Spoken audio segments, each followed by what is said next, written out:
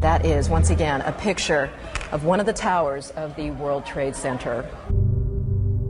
We believe that a plane has crashed into the World Trade Center in New York. And you can see the two towers, a huge explosion now raining debris on all of us.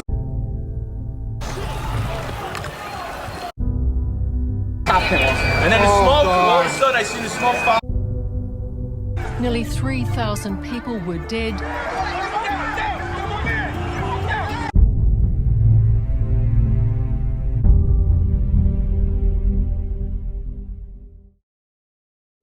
Where were you when this event happened, and what were you doing? I was actually getting ready for work to go to Los Altos, and I literally was buttoning my shirt and getting ready to shave. I was going to shave, and then I saw the coverage live because I was checking for traffic, and I saw the Today Show, which never happens that early, and I literally saw the second plane hit live. So I heard the gas from the TV.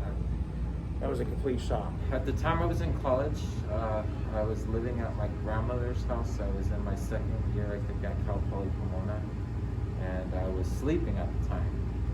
My grandmother came frantically knocking on the door and calling me by my nickname at the time, Ricky, we've been attacked.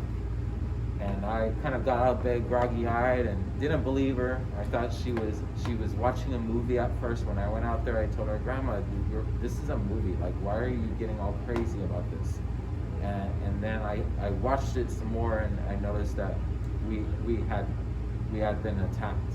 So on September 11th, 2001, I was a senior in high school. I lived on the East Coast in suburban Maryland, about 30 minutes outside of Washington, D.C. By the time the second tower was hit, I was in second grade. So when we found out what had happened, I was in AP French class, and an announcement came on the PA telling all the teachers to turn on the TV. I was actually in the fourth grade, and I remember that it was in the morning. I was getting ready to go to school, and I was sitting on the couch eating my cereal. My mom was in the kitchen. She had the news turned on, and it was breaking news. So I remember it switched to images and video of I think it was the first plane crashing into the Twin Towers. And I didn't really know what to think. How did you feel when the event occurred, and did the people around you react in a similar way? I was in complete shock. The people at school were also in complete shock. In fact, I think the school was worried that the students would not fully understand what's going on, and they didn't want the students to actually overreact. You always hear of terrorist attacks, but the scale of the terrorist attack was much bigger than anybody had ever seen before. I wasn't surprised who did it, because I had worked with the government before, so I sort of knew that threats were out there. Anger and fear go together, so I pretty much knew what was going on. But when the Pentagon got hit, I felt more anger later, because I didn't realize that some of my coworkers had actually died that day. I was in a state of shock.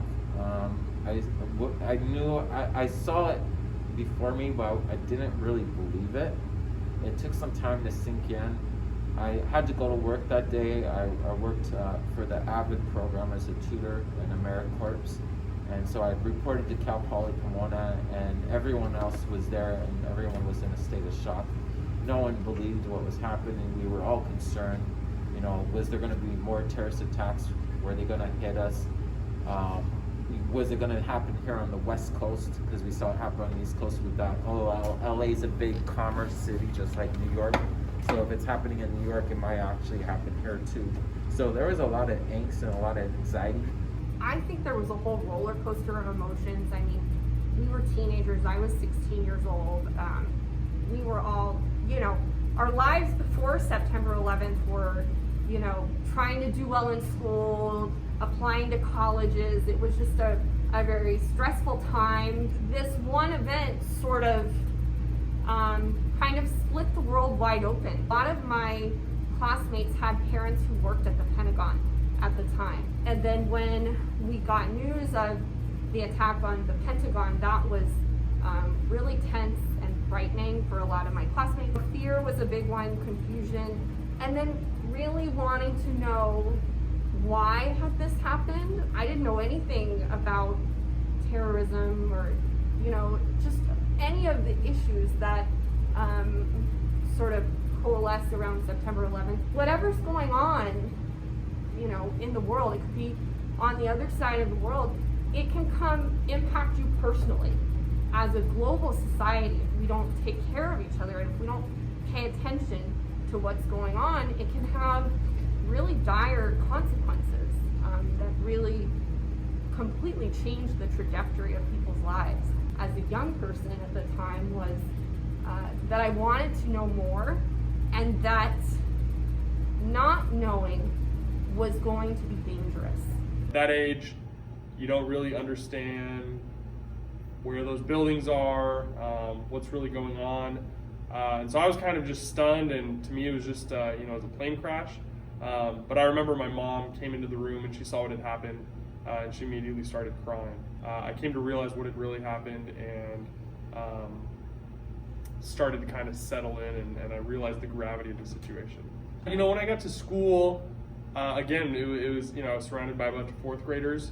Our teacher obviously recognized the gravity of the situation, and they tried to elaborate on the situation without really going into too much detail, just because we were young and impressionable. We were kind of, I guess, shielded from it in a sense. My teacher didn't, but when I got home and my parents started talking to me about it, they explained what had happened, who, you know, at that time was suspected of being responsible for it. You know, as educators, I think we have a civic duty, a responsibility to make sure that we're framing discussions in an appropriate manner. From the 9/11 attacks, there undoubtedly rose discrimination towards the Middle Eastern population. What is your take on this racial hatred? Yeah, I think it was very sad, you know, and I think I think we can learn a big lesson from that, is that you can't generalize an entire population of people based on, you know, the actions of a few. Whenever you have racial hatred like that, there's always fear associated with it. Ignorance would make some groups easy targets. I had a lot of South Asian friends in high school who really suffered for, you know, decades after September 11th because of false assumptions that people made about them being called terrorists and things like that. Just all of the Islamophobia that came out of the aftermath of this event. And I think those are things that we're still grappling with as a society, and figuring out, you know, how do we hold, you know, dangerous terrorists accountable for their actions, but how do we make sure that in doing that, we're not allowing, you know, stereotypes about whole groups of people to be perpetuated? How do we make sure that we protect and include everyone's stories when it comes to tragedies like this? So how do we make, you know, how do we repair the harm of a really terrible event like that while making sure that everyone who was impacted can heal? Why do you think it's important to commemorate the 20th anniversary of this day? It's important because so many lives were lost either in the actual tragedy of that event or afterwards, you know, and it led to wars that were controversial. So many people had lost loved ones as a result of 9/11 or as a result of fighting the war. I lost one of my good friends who died in Iraq. And, you know, my brother served a year in Iraq and South Korea. My cousin served in Afghanistan. And I've had other people I know that served in the military as a result of this event.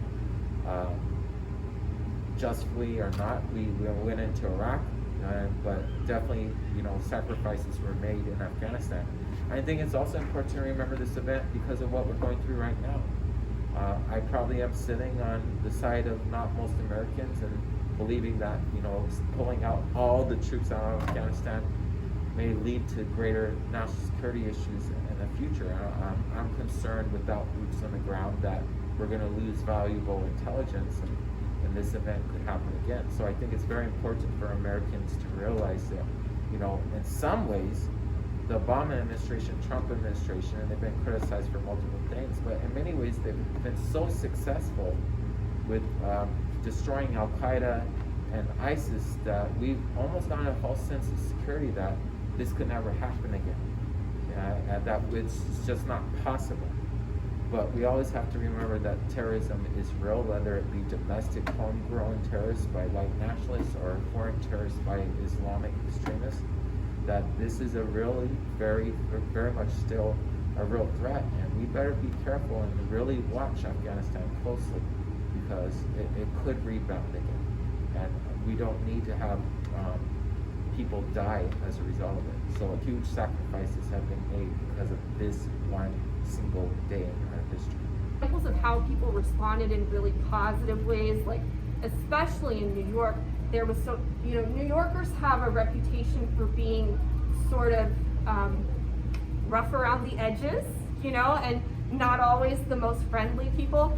And it really changed New York City and the way people interact with each other and the care that people show for each other.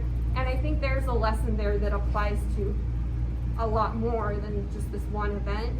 For all the people that we lost, and I say that the Americans that we lost, but also, you know, so the Americans that we lost that day, right, in the Twin Towers at the Pentagon on Flight 93, all of the firefighters and first responders that we lost, you know, they've all left these legacies behind. Their families are still here. They still remember, and we owe that to them to remember.